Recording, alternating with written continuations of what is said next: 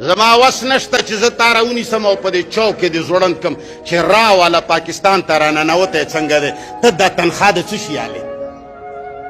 را والا څنګه دومره حیثیت شي چې پېښور کې دی دماکه کوي که ته ما ته وایې چې ته ورسره ملګری بیا دې ځوړندو دا زه ولې ورسره ملګری شوم زما دا مزاج دومره ولې خراب شو زه دا بې غیرته ولې دومره شوم زه دا ملک دشمنۍ ته تیار چا کړم او ماله دومره واک چا راکړه چې زه غیر ملکي ایجنسۍ سره کار کوم دې ځای ته زه چا ورسولم زما دا ملک سره ته څه کوې تا خو ټول عمر وویل چې زه د پاکستان زه د محب وطن ته ما ته په دې محب وطن سره دې وطن سره تا څه وکړه ای بې غیرته مسلمانو پاڅئ ویښ شئ د اسلام پوښتنه وکړئ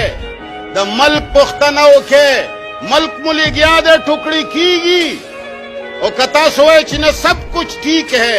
ڈر کی وجہ سے ٹھیک ہے